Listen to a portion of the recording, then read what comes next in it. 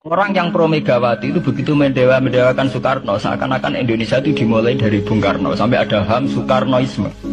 Bahwa Indonesia itu seakan-akan dimulai dari Soekarno. Memang deklarator kemerdekaan Indonesia itu Soekarno. Tapi umat Islam atau partai-partai Islam itu tidak kecil hati. Karena embrio yang bernama Indonesia itu dari tahun 1908, sebelum ada partai nasionalis yang berani melawan kolonialisme Belanda adalah partai-partai Islam. Sehingga kebangkitan Indonesia dimulai 1908. Karena saat itu yang pertama mencetus ide melawan Belanda adalah kiai-kiai Islam, yaitu saat itu bikin serikat dagang Islam, terus lama-lama menjadi serikat Islam, terus lama-lama menjadi partai Islam. Dimulai dari angkatannya Hos Cokroaminoto, jenis Haji Umar Said Sinten Cokroaminoto, itu singkat jenis Hos Cokroaminoto.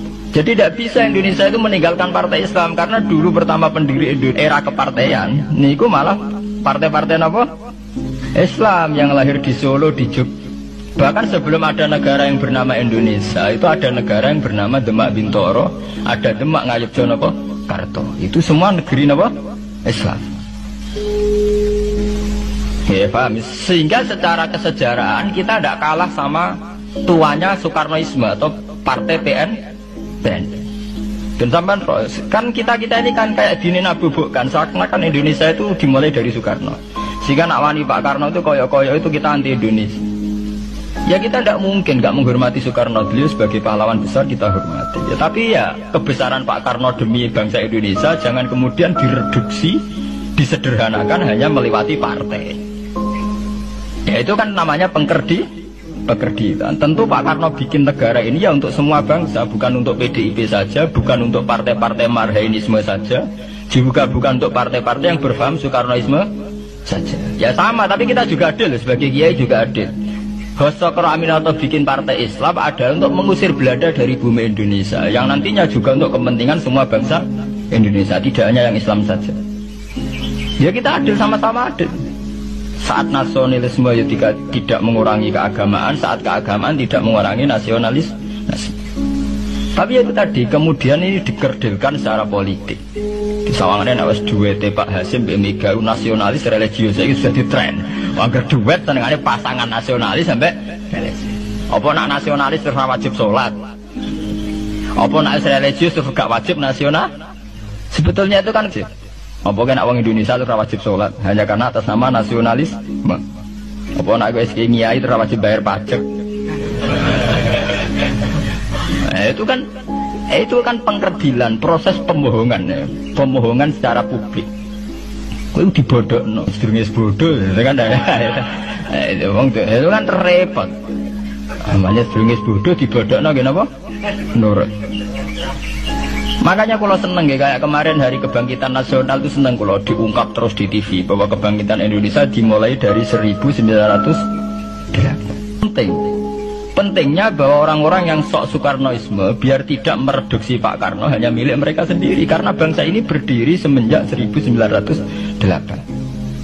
Dimulai dari gerakan Budi Utomo sampai Hos Cokroaminoto sampai macam-macam, ya serikat-serikat Islam. Tapi ini terungkap sausé tukaran. Jadi sebetulnya Presiden Gus Dur jadi presiden biasa karena Basim Asari berjuang sebelum tahun 45. Megawati biasa.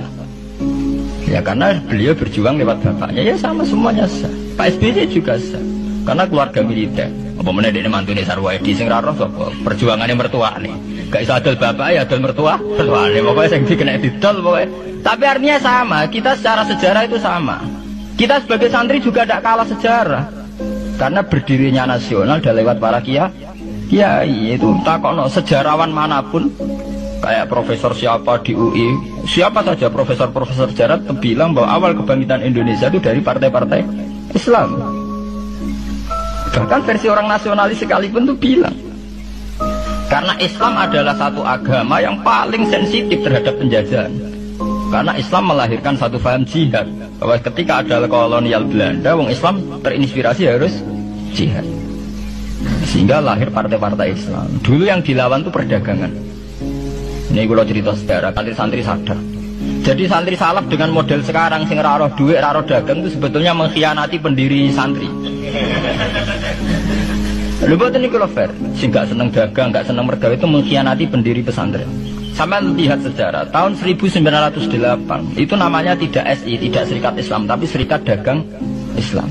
Karena para kiai adalah melawan dominasi Cina di Surakarta dan dominasi Belanda menguasai sentra-sentra perdagangan. Sehingga yang dilawan pertama adalah piye supaya kolonial gak menguasai aset-aset ekonomi.